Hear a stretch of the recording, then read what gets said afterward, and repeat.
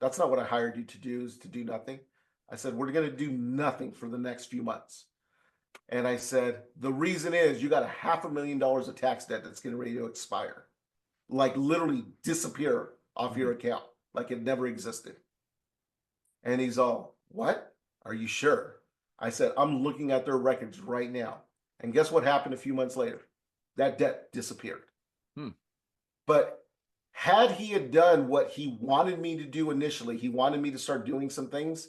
And I said, no, I'm not doing that. I need to look at what's going on before we do anything. We could have screwed all this up on exactly how this was. So that was a $500,000 was able to get wiped off just because we did this in this specific order.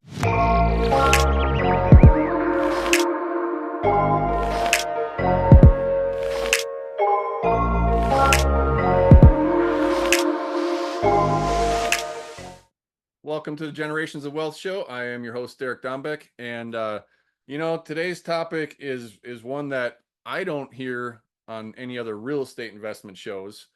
And it's about how do you deal with the IRS if you have tax problems. And Carlos Samaniego is truly a heart-centered person. You're going to hear that in the show. His story is amazing on how he even got to, what he does now as a profession. But this show ends up being very long, and I was kind of surprised, but it was great all the way through and through. So before we bring Carlos on, just as always, anything I can do to help you, please don't hesitate to reach out. Go in through our websites, thegenerationsofwealth.com, derekdombeck.com, or shoot me an email directly, just derek@globalgow.com. Let me know what I can do to help you and help us grow this show as well. Get out there and share it. And with that, let's get on to our really, really awesome show about dealing with everybody's favorite uncle, Uncle Sam. And now, as promised, Mr. Carlos Samaniego. Carlos, thank you so much for joining us from the West Coast. We were talking a little bit before the show started about Mother Nature and how finicky she can be. But why don't you introduce yourself? Tell us a little bit about you. Thanks, Derek, for taking the time to have me on your show here. I'm just a small business owner out in Southern California, fighting the IRS on a daily basis. And people always kind of ask me, what do you mean you fight the IRS? And, Derek, there's people all throughout the country, and heck, lately it's been the world that are got the IRS coming after them for whatever reason. It could be that they got balances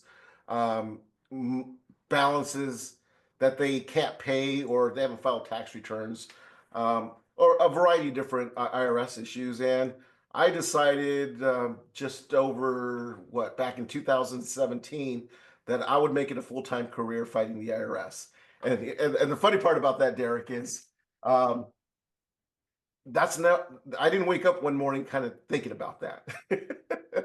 Kind of my life, people always ask, well, Carlos, how in the world did you get into this industry that you do? And I go, actually, my dream, coming out of high school, Derek, as we were talking about earlier, born and raised in San Diego, ended up moving here to Redlands, California, which is kind of just about an hour and a half north of San Diego and about an hour south of Los Angeles. And parents moved down here. My dad was a Vietnam veteran, 100% disabled veteran. We moved up here. It was close to the VA hospital, a very big VA hospital here. And my dream was to go serve in the Army. And, coming out of high school, and that's kind of what I did.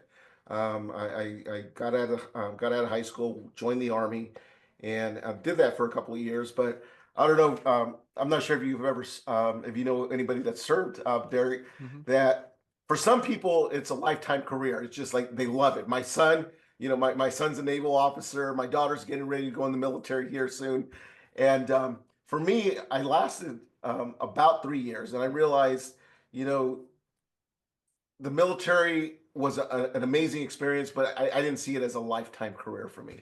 So I ended up getting out of the military, and then as I got out of the military, I did like the job that I did in the military. I was a medic in the Army, Mhm. and ended up becoming an EMS worker, an ambulance guy, Mhm. EMT paramedic, as most people would know.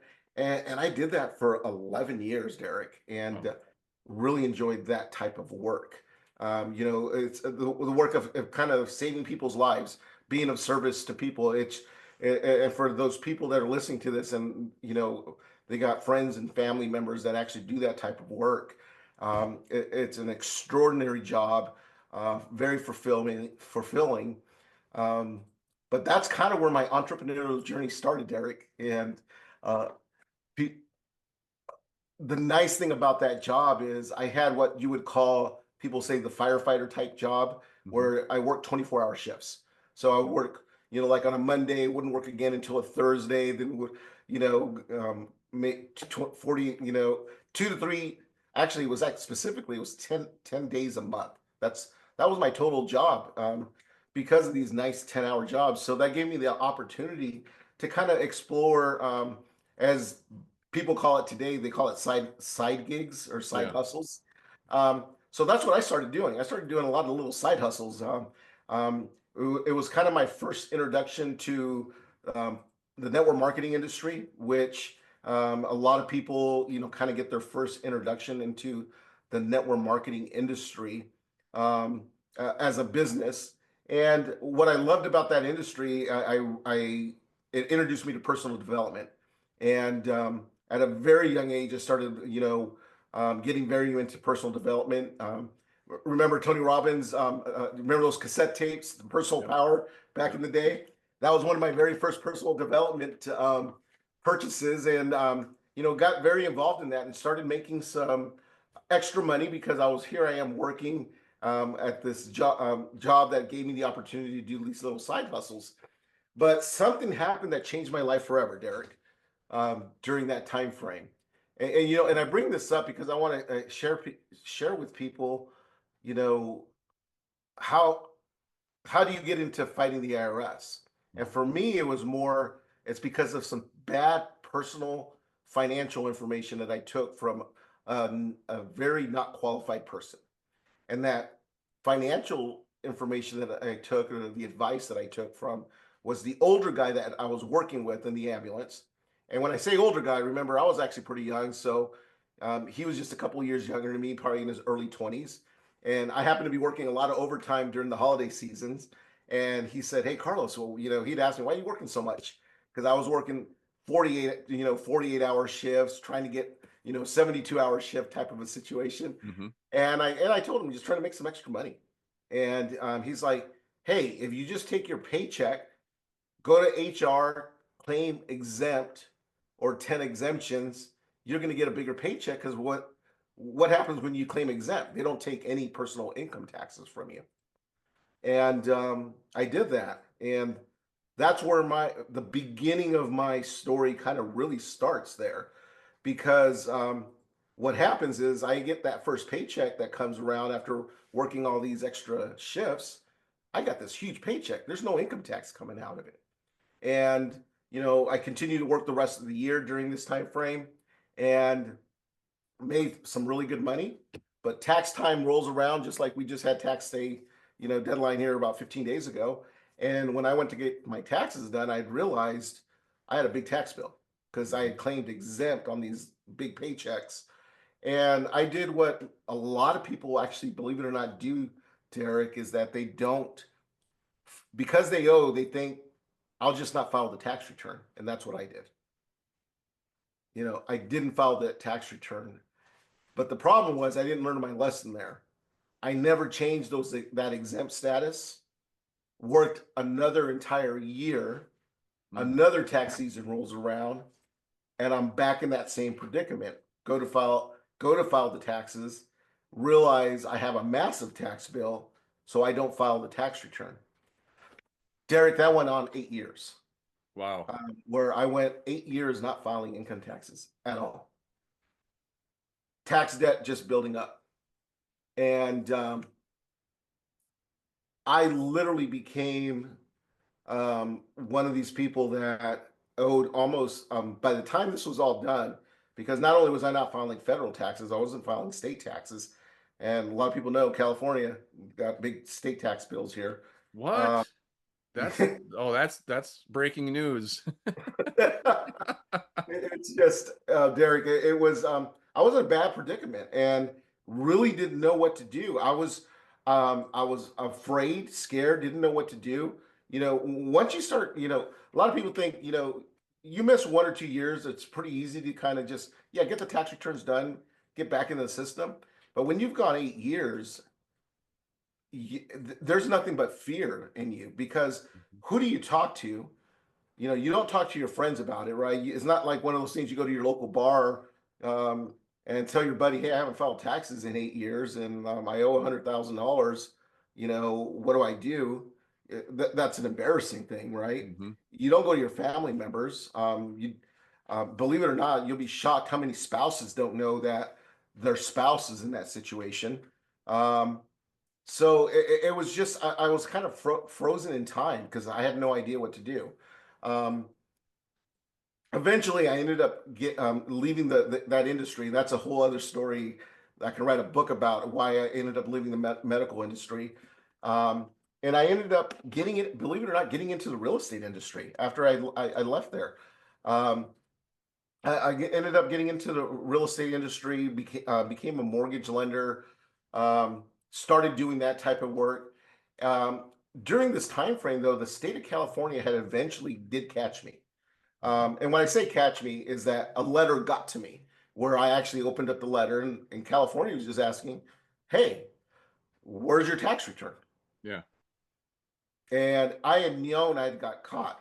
Um, and I initially was able to deal with them. They're just like, because what happens when a lot of people don't know is that when you don't file a tax return, the IRS and the states will actually just file a return, what they call a substitute for return. They file it on your behalf, so they can start collecting the tax bill from you. So they did that with me. They still want the tax return, but they did that part of it, and at least I started paying them on a monthly basis. That kind of kept them off my tail for a little bit. But I knew there was it was only going to be a short time before they actually contact the IRS to let them know, hey, um, we found him. It's time for you guys to go after him because they do share information with each other. Mhm. And as this was going on, I was just kind of, again, I'm trying to make a career. I ended up getting hired at Chase Manhattan Mortgage as a mortgage lender. My first introduction into the financial industry, other than the network marketing and a bunch of side gigs I used to have, I ended up getting involved in that industry and started working that industry. And something big happened while I was working in that industry. Is a young lady. I was introduced to a young lady that was interested in qualifying for a mortgage, was looking to buy a house here in the city that I currently live in, and was introduced to her. She came in, got pre-qualified. I asked her out to lunch because she was waiting for the realtor to take her on a open house. I ended up asking her out to lunch, and as we ate lunch, I realized that I would actually marry this girl. Mm. I fell in love with her the day I saw her, and decided that I would not do the mortgage because I was interested in her personally. We started dating, and a couple of years later, we actually end up getting married. And the the reason that's important to my story is as we got married, I had never told her about the IRS coming after me, not filing my tax returns, and I had this ugly monster coming after me. Yet I married her and basically she married into my tax problems. Mhm. As we all know, once you get married, your finances are intertwined. And when I married her, that had happened. And that moment changed everything for me. And that was a scumbag move, Derek. I To this day I admit that it was a complete scumbag move. Um, but when I married her, literally right after I married her, I'm talking about like within the week after I had realized what I'd done. So I started doing some massive research. Um, who could help me with this tax problem and realized that there's three people in the world that can actually legally represent me with the IRS. It's an attorney, a CPA, or an enrolled agent that are licensed by the Department of Treasury, the IRS. So I'm doing this research. I ended up finding somebody local, his office happened to be 2 blocks from my house. Um, he calls me up. I talk to him. He goes, Carlos, the only time I can talk to you, it's going to be Christmas Eve. I'm going to be at my office. I went over to his place, and Ernie, the guy, the enrolled agent, former IRS agent, I sit down with them and he goes, Carlos, you're not a bad person, but you made a stupid decision. But it can be fixed. Any tax problem can be fixed. And that day, 1 billion pounds of bricks fell off my shoulders. I went to my wife. I sat down with her. I told her this. I decided to have a confession, hopefully that she wouldn't divorce me at that moment. And she said, do you have a plan to get this fixed? And I said, I did. And I told her about Ernie. Ernie fixed my problem. And after he fixed my problem, we got it all resolved with the IRS. He had told me, hey, if you ever decide to make a decision to, make a career change, I think you'd be pretty good at this. And that was almost 20 years ago. And about 15 years, just over back 2017, 2014, right around that time frame, I was looking to make a career change, right? I wasn't in real estate anymore. Decided to make a career change. Almost became a minister, and realized that I still had a family to support, kid support, and wasn't really going to make it as a minister financially. So my wife says, "Hey, why don't you do what Ernie did for you? Help people with their tax problems." And that started our company, Tax Debt Consultants. And Liz, my wife, who's sitting over my shoulder, she's the co-founder of the company, Tax Debt Consultants. So here we are. Well, there's a lot to break down in that story, but first and foremost, I appreciate your service, your family's service to our country, and your whole story that you just told us. You're very heart-centered. It's obvious, like you want to help people, and that's so honorable. And that's why I love having people like you on this show, right? Because it's not you trying to go out there and take advantage of people in bad situations and make money off of their challenges. Not that you shouldn't make money and provide for your family, Right. obviously, but I love that. Thank you. So with the IRS,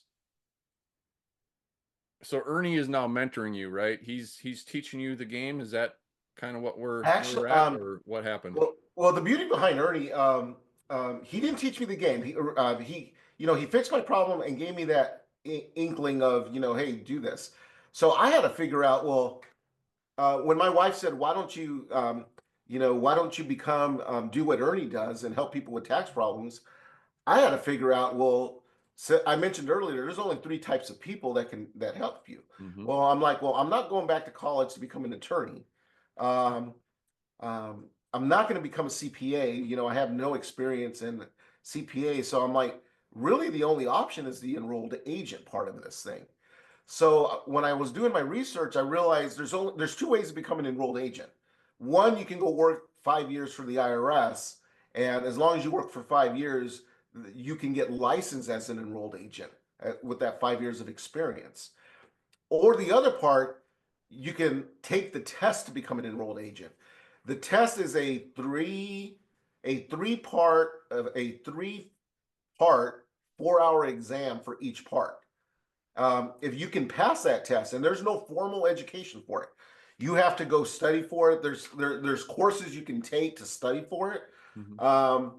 And that's literally what I did. It took me about a year and a half of intense studying, learning about every aspect of taxation that exists. Each test, test 1 is individual taxation. So you dig deep on individual taxes. Mm-hmm. Test 2, which we call the monster, is everything about business taxes, partnership taxes, corporation taxes, farming taxes. So you learn everything about that. And the final test is representation. how to represent people and the roles and responsibilities of dealing with that. And I went and after doing all that study, I went and took that test, and I finally passed it. And then now, as an enrolled agent, I'm like, okay, believe it or not, about 95% of enrolled agents don't do representation work. Like my practice, Derek, is that I don't just have a tax practice. My practice is not your standard, oh, go to Carlos and get your taxes done. Mhm. All I do is legal representation for tax problems. That's all. If you got a tax problem, I can help you. If you're just looking to get your taxes done because you fired your tax guy, that's not what I do. It's kind of a really specialized role. Mhm. And a lot of industries like that, just like, you have heart surgeons and foot surgeons, they're Yep. really specialized. So, um, I was surprised to find out that 95% of enrolled agents don't do representation. They actually just do taxes. That's their forte. So I literally seeked out some of the best mentors in the country, um, to learn that representation. And Ernie eventually did become one of my mentors. I remember going back to him saying, "Hey, I became an enrolled agent." And in fact, the last couple of years, Ernie came to me and he started referring. He was close to retirement age Mhm. over the last couple of years, and he decided to retire. So he started telling all his clients, "Come to me, come to me." So I started taking over. He actually worked with me for a little bit, and unfortunately, he recently passed due Mhm. to just recently. God rest his soul. But Ernie was a big. If it wasn't for Ernie, none of this would exist for me. Yeah. Yeah. Well, that's amazing. So, what are some of the misconceptions that people have about dealing with the IRS? Like you mentioned fear earlier. Yeah. Anybody that gets a letter that's stamped IRS before they open it, the hair stands up on the back of their neck. Right. Um, you know, let's kind of go into that first. The IRS, there's obviously a lot of hate, natural hate. Everybody thinks they're taking, they are, they're taking our taxes. Um, and none of us like to pay bills, and that's one of our biggest bills. But I look at them when the IRS is coming after you. Most people, I would say most people in the country don't have IRS problems because they just pay their taxes and they're just collecting that tax. And whether we got to how much we pay, all they want you to do is pay what you legally, um, the legal amount that you owe. Mhm. And when you don't do that, now that's when they become a thorn on all of our sides. And my relationship with them is very good. And from this point of view, they love, a lot of people always say, well, do they get upset when they hire someone like you? No, they love it because we understand the rules that they play by. They understand that we have we have responsibilities that we can't play games with them. We have to legally represent somebody correctly. We got to make sure that that when they ask for documents, we know exactly what documents they want, and they know that we're doing our best to resolve a case, and that's all they want. The IRS, that a lot of people kind of think that they get bonuses the more they can collect. No, that does not exist. But they do get bonuses for closing a case. So Okay. if they can get a case off if that file comes off their table because we got it resolved, I've heard that they actually get bonuses for that. That's wonderful because they just want to get cases closed. But when you got a tax problem, probably for me, the one of the biggest misconceptions is that they don't care about your financial situation. They do. Um, One of the things I tell people all the time is that, you know what, if you have a bill that you can't afford to pay, we just got to show the IRS why. We got to show them the proof. You Mhm. just can't say that, oh, I can't afford to pay you, and they're going to take your word for it. Right. They kind of want to get a sense of, well, what are you paying for your mortgage, your house payment, your utilities, your cars? So, and depending on your financial situation and how much money you owe, there are quite a few options that the IRS has. Um, And a lot of people don't realize that. That they just think that, if I call the IRS, they say they want $3,000 a month. Well, if your bill's that big enough and they need $3,000 a month to pay that, that's what they're going to ask you. But if you can't afford to pay that, we just need to show them the proof that you can't afford to pay that. Mm-hmm. And we work with them on that. And the great thing is that I've had a really great experiences. I mean, they've really bent over backwards helping me with my clients. And the hard part is that because of some there's a lot of firings going on, a lot of layoffs going on, a lot of people just taking their retirement and getting out of the service. That's going to get really hard. Just this week, yesterday, I got 3 letters from the IRS, some appeals that we were doing that they've been canceled and will be rescheduled at a later date. And it's because people are a couple, 2 were being terminated. 1 was taking the proposed what do you call that? When they force retirement? Yeah. Just take the retirement early type of a situation. Mm-hmm. So that's going to get much harder, much harder. I already can tell we're already dealing with a lot of automated computerized stuff, and the phone wait times are getting really delayed right now. So there's going to be some challenges there. So are you seeing where you're successful in getting dollar amounts reduced, or is it just reducing their payment, stretching it out longer? What does that look like? It really depends, and it goes back down to Derek, the finances. It always comes down to the finances. One big thing the IRS warns about, and we all hear it on the radio, do you owe the IRS tens of thousands of dollars? We can settle for pennies on the dollar. The Fresh Start program, that is a very common radio ad.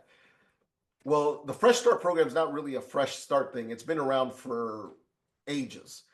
The official name for that is called an offer in compromise. Yeah. That's where you have a certain balance due and you're offering the IRS less money for whatever you owe.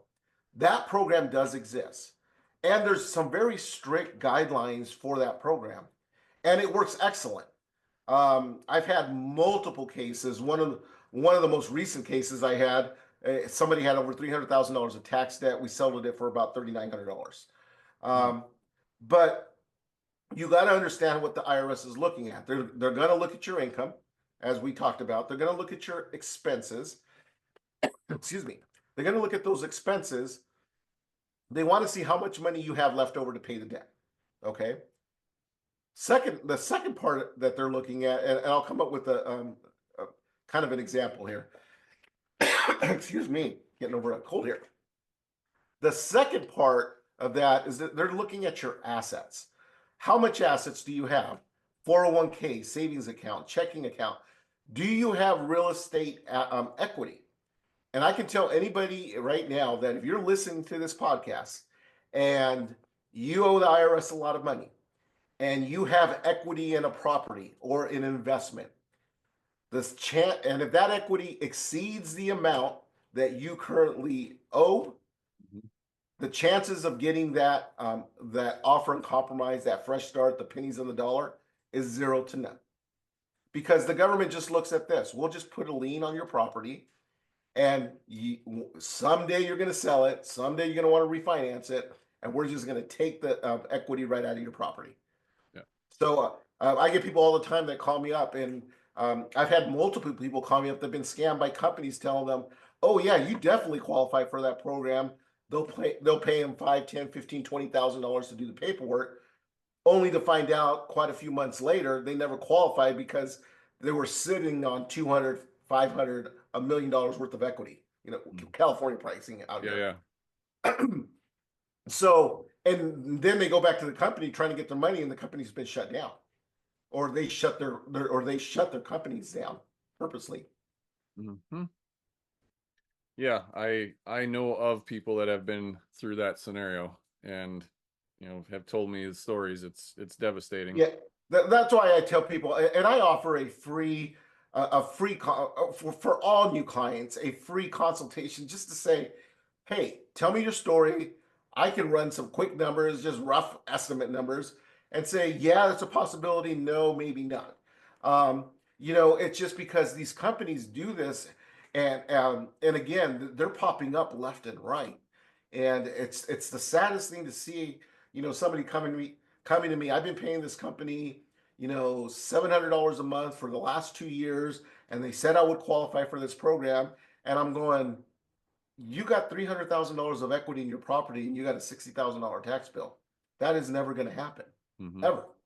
Mhm. So and that's a sad thing, is just that, and you mentioned earlier, there's just a lot of people that are taking advantage of clients' personal financial situation and fear of the IRS, and they take advantage of that.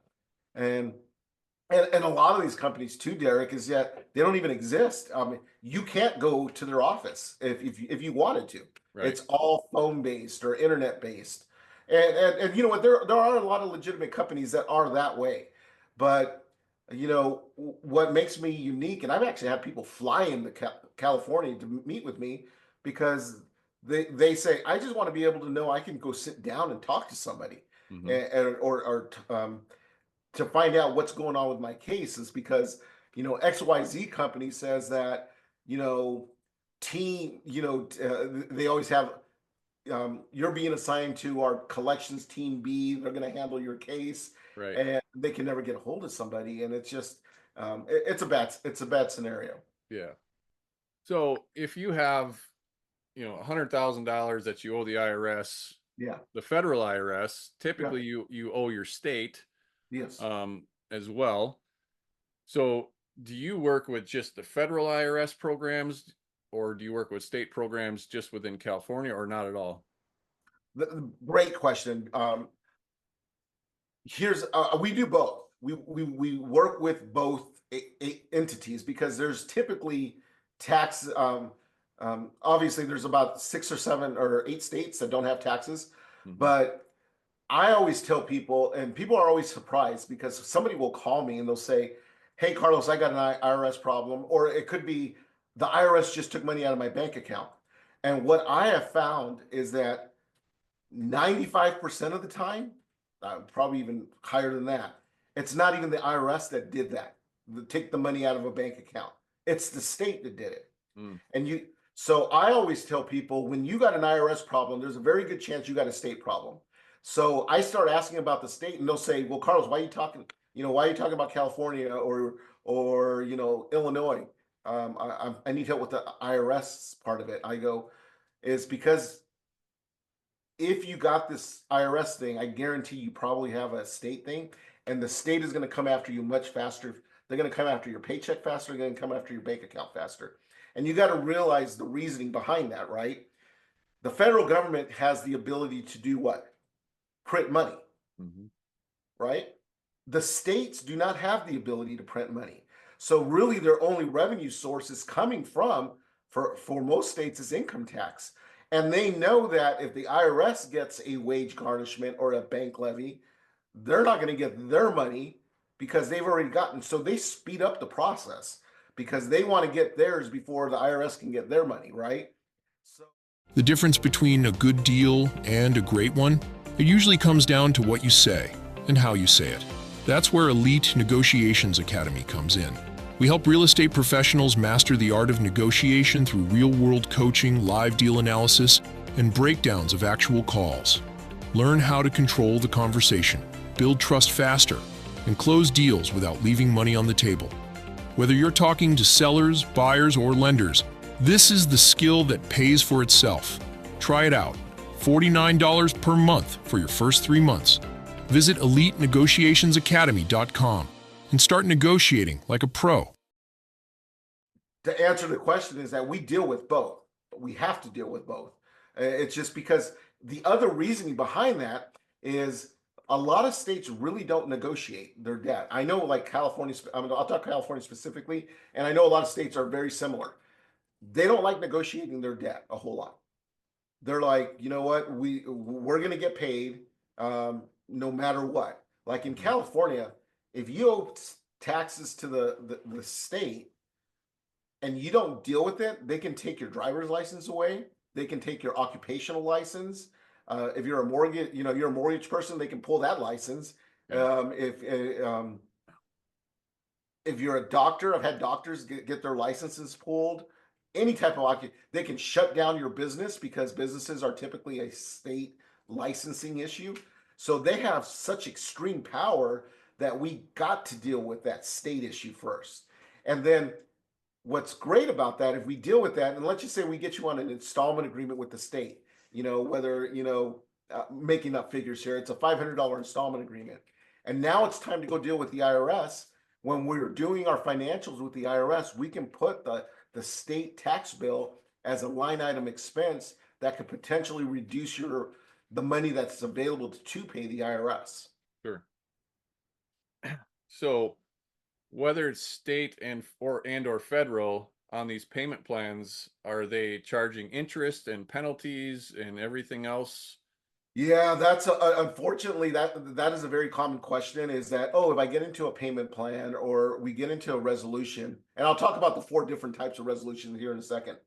But the thing to understand is that all states and and IRS, it is mandatory that they charge penalties and interest on a debt that is owed as long as the debt is owed, period. They can't. A lot of people say, "Well, can you just get them to stop it?" Well, no. You can't do that. It's just it continues to kind of accumulate even as you're paying. Sometimes you can get an abatement, a penalty. There's a thing called a first time penalty abatement with the IRS, and there's also called reasonable cause penalty abatement, and that's basically something happened in a certain tax year because whether it had been a death in the family that caused some challenges that you didn't file, or maybe it was a natural disaster. There's ways of possibly getting some penalty abatement, but overall, they're going to continue charging penalties and interest on all that. And is that a line item that's the same across the board, or is that different based on how much is owed? The interest rate is the same on how much is owed. It's basically the same amount, but there are different depending on the reasoning. There's a specific interest rate for owing a tax debt and it hasn't been paid. There's a specific interest rate for that, and penalty for that. And then there's a different penalty, if you hadn't filed a tax return, which is the worst thing you can do. So people that have unfiled tax returns, you need to understand that unfiled tax return, and if you owed money, that interest rate is 5% a month, up to 25%. So it literally can skyrocket a unfiled tax returns tax bill.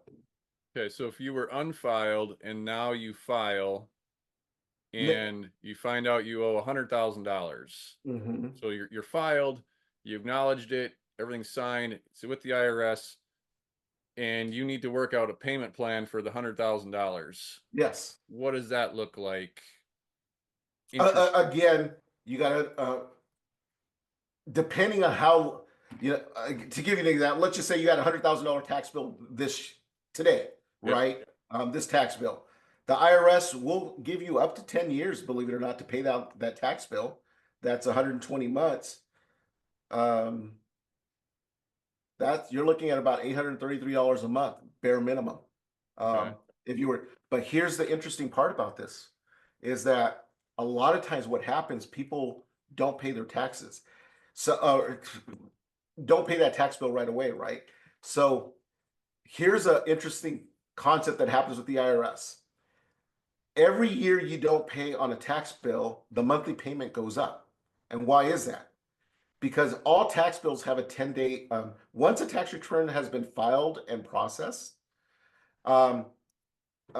assess. Once it's been filed and assessed, so the IRS says you officially owe this money, is the IRS got 10 years to collect on that debt. So let's assume this imaginary $100,000 tax bill, it was assessed this year. You're looking at roughly $833 a month, right? And next year, you didn't make any payments. Guess what? That monthly payment just skyrocketed. Okay. Because now there's only 9 years left. let's say you missed another year. So every year, and the reason is the IRS has to collect that debt before it expires. So let's assume that you didn't pay that tax bill for 9 years and you have $100,000 tax. Now it's probably going to be a lot more because of penalties and interest, right? Sure. That you're looking at possibly a $10,000 to $15,000 a month minimum payment just for that tax year. So a lot of people, when people come to me and they have years of unfiled tax returns, or years of just filed tax returns, but there's debt every single year. Sometimes they're shocked when they say that, oh, I called the IRS and they said my minimum monthly payment is $4,500 a month. How is that possible?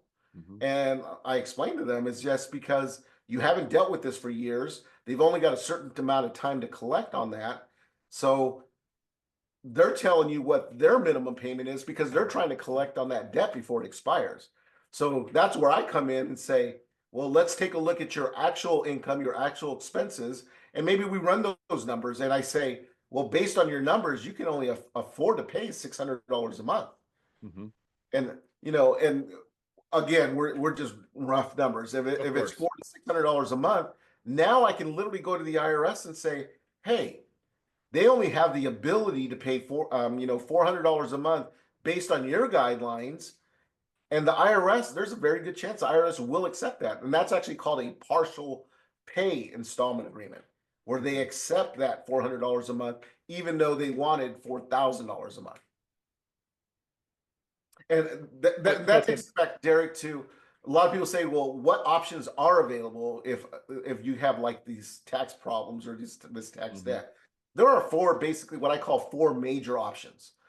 Option number one is an installment agreement. Basically, you owe money. You can, based on what you owe, there's going to be an installment agreement amount that the IRS comes up with. Either you can afford to pay it or you can't afford to pay it. So that's a basic installment agreement. You know, a lot of times people will call, I had one yesterday. They said, Carlos, I had a tax bill this last filing season. It was $15,000. You think the IRS will negotiate with me? And here's what I did. I took $15,000.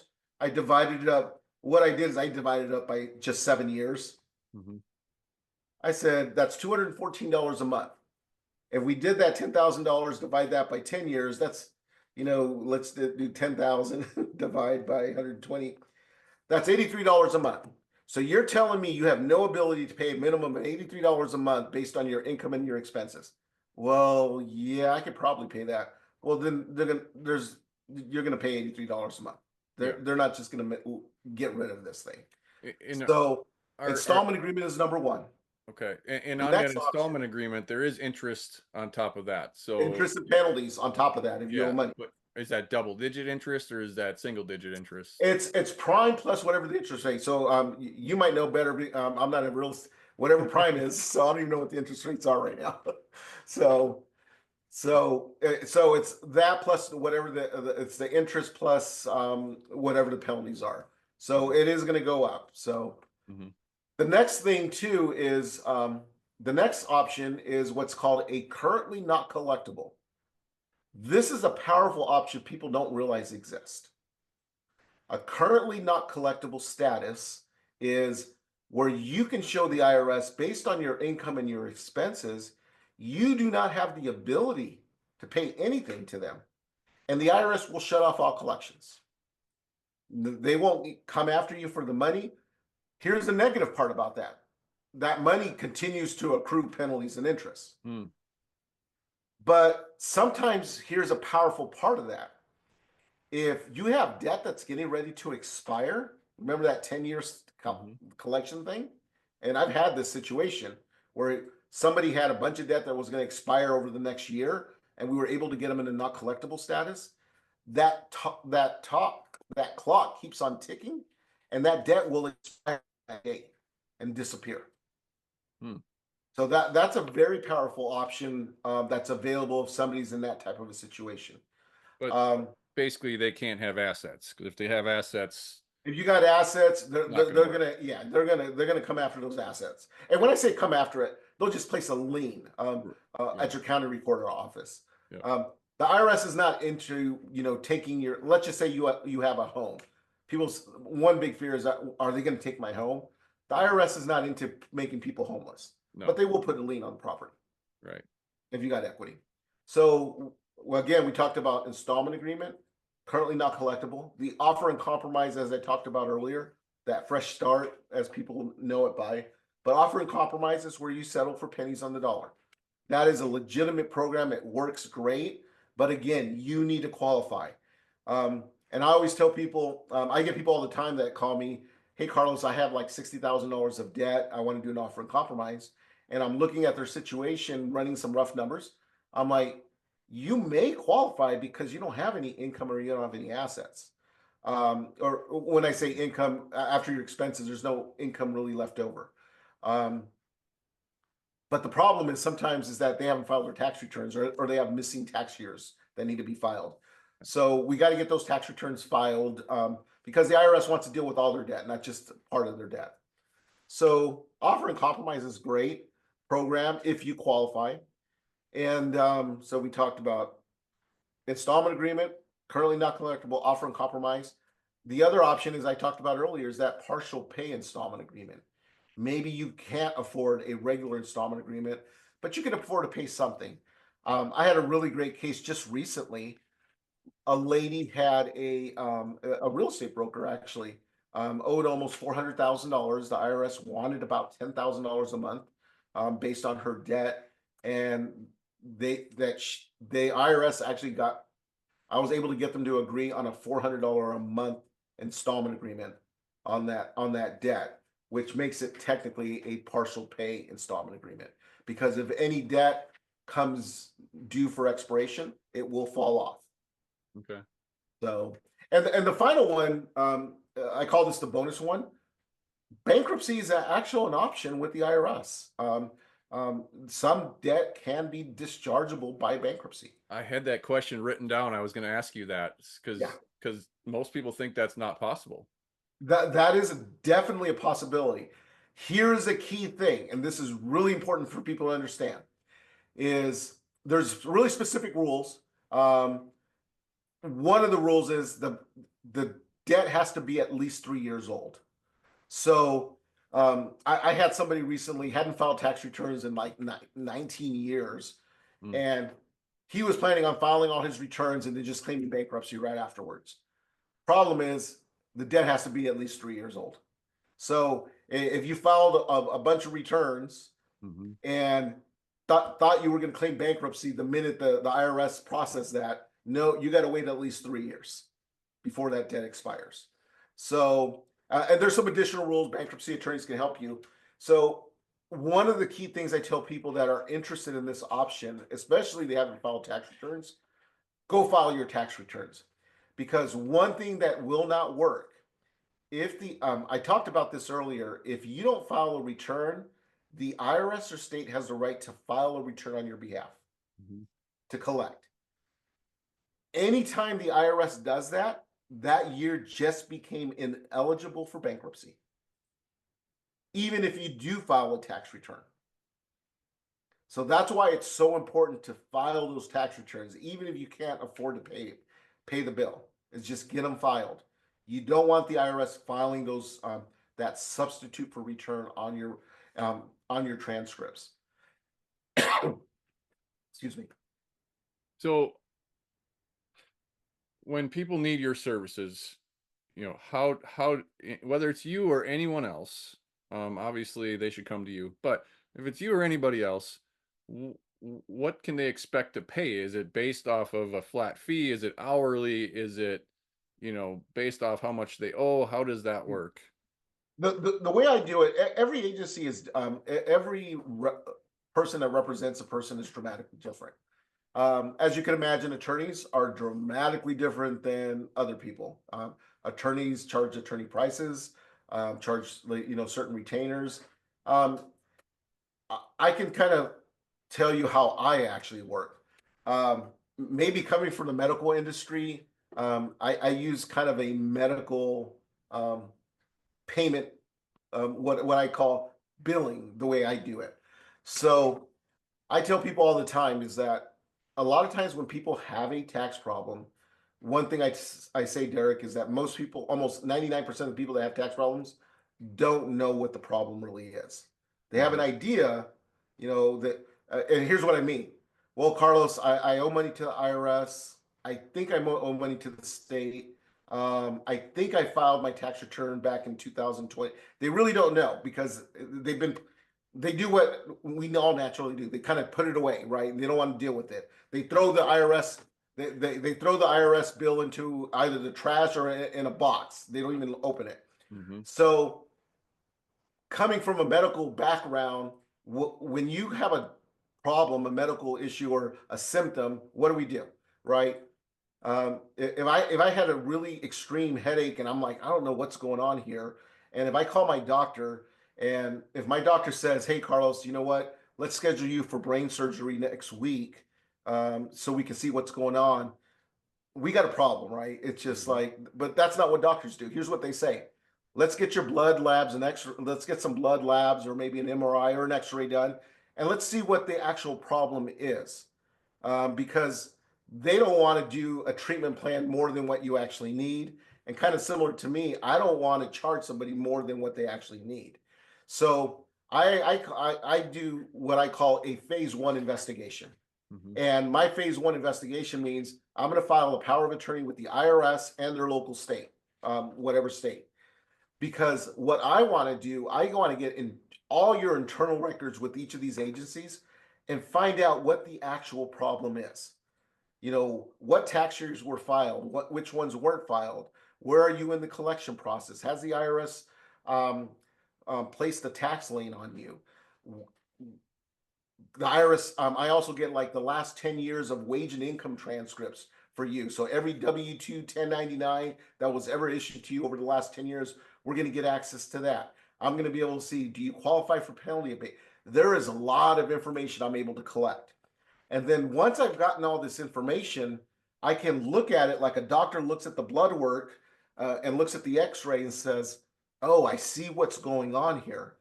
Now I can come up with a game plan, a treatment plan, as you will, on how to solve this problem. So I have a specific cost for that. That could be anywhere from $500 to $2,000. Depends on the situation. Sure. Are we dealing with one state? Are we dealing with multiple states? Are we dealing with an IRS? Are we?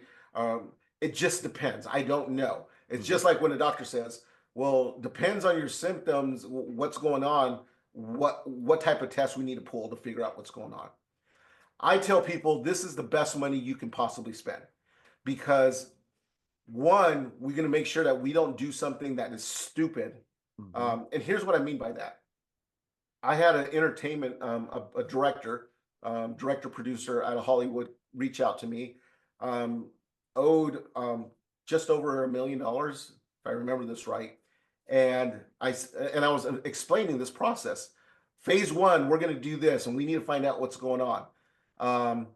And he paid me, went through his records, and I called him back up to go over the findings. I said, here's what we're going to do. We're going to do nothing. He's like, what do you mean? That's not what I hired you to do, is to do nothing. I said, we're going to do nothing for the next few months. And I said, the reason is you got $500,000 of tax debt that's getting ready to expire. Like literally disappear off your account, like it never existed. And he's all, what? Are you sure? I said, I'm looking at their records right now. And guess what happened a few months later? That debt disappeared. But had he had done what he wanted me to do initially, he wanted me to start doing some things. And I said, no, I'm not doing that. I need to look at what's going on before we do anything. We could have screwed all this up on exactly how this was. So that was $500,000 was able to get wiped off just because we did this in this specific order. So that's phase 1. It's just that investigation to figure out what's going to be the treatment plan. During this time frame, I'm also collecting some financial information from the client, so I can get a rough idea of which direction are we going to resolve your tax issue. Or another thing I always find out in phase 1, maybe you don't have a tax problem. I had one client, I'm like, for 20 years, you thought you had a tax problem. You don't. you have a filing problem. Hmm. Once you file these certain tax returns, there is no tax bill. It's zero. It disappears because they had a bunch of refunds on a bunch of the years that they claimed that he owed. Uh-huh. So one company was trying to charge him like $15,000 to handle his tax problem. I go, you don't have a tax problem. You got a filing problem. And I was able to find out because we did that phase one first. Gotcha. Phase two, my next phase is that once I know what the problem is, now I know which tax returns need to be filed. Because here's the thing, the IRS, if you got a bunch of missing tax years, more than 6 years of more than 6 years of unfiled returns, the IRS doesn't want them at all. They just say, hey, if you get us the last 6 years, we're good to go. We'll just ignore. I've had, Derek, I get people 15, 20 years, 25 years, haven't filed a tax return, and they're coming to me. And I'm telling people like right now, if you're in this situation, now is the time to deal with that problem, because the IRS is in such a overwhelm and chaos going on over there. Get back into the system quietly. So, but if you're a non-filer, the IRS only wants 6 years of tax returns. So phase two is just doing the tax returns that need to be filed, period. That's all it is. It's getting you what we call into compliance. That's what phase two is, compliance. Because the IRS will not deal with any tax problem whatsoever until you are fully compliant. And again, the IRS only wants 6 years of compliance for you to start dealing with your tax problems. Now, here's where states are a little bit different. States may ask for all your tax years. It just depends. It depends on which state that you're in. California, I always tell people with California, I'm just going to call them and ask them, what tax returns do you want filed? Yeah. Because if I don't have to file tax returns that we don't need, they'll let me know. So, and again, every state's going to be slightly different. The other thing too with part two, compliance, even though the IRS only wants 6 years, if you have years that the IRS filed or the state filed what's called a substitute for return, where they actually filed a return on your behalf, you always have the right to file an original return to replace that assessment. Okay. So we might be in a situation, and again, I wouldn't know this unless I did phase one, right? Where, hey, Derek, back in 2010, the IRS says that you had it could be a $60,000 tax bill, but based on your information that you gave me, Derek, you would owe zero. So we just need to file that tax return so we can replace that assessment. So again, it's all strategy based on that original phase one investigation. You know, which returns need to be filed, which ones should we be filing. So that's phase two. Cost there, I tell people it's the cost of doing returns. You know, you got to file some returns and you got to pay we got to get the tax returns prepared and filed. Is it a simple W-2? Going to be very cheap. Are we dealing with corporation returns, partnership returns, business returns? It could be slightly more, whatever the cost per return is. Yeah. The final phase, what I call, this is now we're coming to the finish line. As the doctor would say, now that we know what the symptoms were, we got you all prepped up for dealing with this problem. And now we actually know what the problem is. Because once all the returns have been filed and processed by the IRS, now we know how much money you really owe. You could be in a situation, Derek, where, as I told that other person, once we filed all the returns, you don't even have a tax problem. Your case is done. There is no tax problem to deal with. So there is no cost for phase three. That's why I always tell people, I can't morally charge you for something that you may not need. And I don't want to do that. So I'd much rather just do this in phases and charge you for exactly what you need. So, but we may get to phase three, and after filing all your tax returns, find out that you do have a tax problem. You got a big tax bill here. Now we got to figure out how to resolve this tax problem. Is it going to be, as I mentioned earlier, installment agreement, offer and compromise, currently not collectible, partial pay installment agreement, and each one of those pricing is dramatically different. Yeah. I always say that the most that you would pay on any of those would be the offer and compromise, just because that takes so long. A lot of people don't realize when you're trying to settle debt with the IRS, that can take up to 18 to 24 months. Wow. The fastest I've ever happened is in 3 weeks, but that was like a rarity. But I say the average is 9 to 12 months on average, where we're going back and forth dealing with the IRS. There's negotiating going back and forth. We're analyzing numbers, and sometimes we have to go to appeals because sometimes the IRS gets it wrong. I've had multiple cases. The IRS is looking at our numbers and they're saying, no, that's not our number. We don't agree with that. And I'll give you a specific case. Had a single mom owed quite a big tax debt, and they said that her car was worth a used car was worth like $18,000. So they wanted to add like $18,000 to the offer that we submitted, which was dramatically more. And I'm like, there is no way in the world this car is worth that. And she would not budge. And I said, okay, that's fine. We're going to go to appeals. And we actually went to an appeals department with the IRS, and we submitted our documentation, showed that that car was not worth that amount of money. And they actually just agreed with us. They're like, you know what, you're right. And then we actually was able to get the offer approved through the appeals department. So that's why that can actually take a little, that's going to cost more because we're dealing with it. If it's an installment agreement and we're on the phone, maybe a couple of hours is not going to be all that, it's going to be a certain price point. We're based on our time that we're spending on it. Yeah. Well, speaking of time, we've been rock and rolling for like an hour on this. Yeah, the time flies when you're talking about fun stuff like taxes.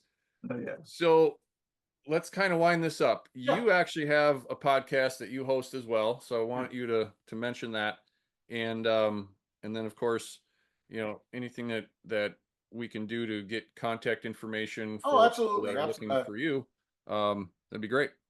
Absolutely, yeah. My podcast is gonna restart here in May. It's called Carlos Brew, where we talk about business, life, and taxes, of course, and primarily for the self-employed entrepreneur. But the big thing I would like to offer all your listeners is a copy of my book called "How to Make the IRS an Offer They Can't Refuse." If you can see that there. You can get the digital version of this book at taxdebtbook.com. But I give away this book. It tells the story I told at the very beginning, why I do this. And it's basically, and I talk about the book's subtitles, learn the 3 crucial steps you must take to handle your tax debt problems, reduce your tax debt, and get the IRS hitman off your back for good. So we briefly talked about that on this show, but, have your readers grab that book, and you'll get all my contact information once you grab the book. Okay. Well, that's awesome.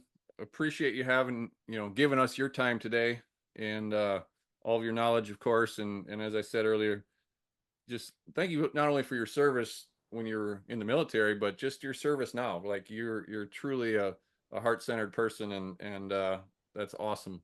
Awesome to see. I appreciate that, Derek, so much. Thank you. Well, for everybody else, go file your damn tax returns. And if you're having issues, find good quality people like Carlos. And while you're doing all that, help spread the message, grow the generations of wealth, and, get out there on social media, tell everybody about our shows, what we're doing to bring information to you, and how it can help them as well. So until the next one, we'll look forward to seeing you again.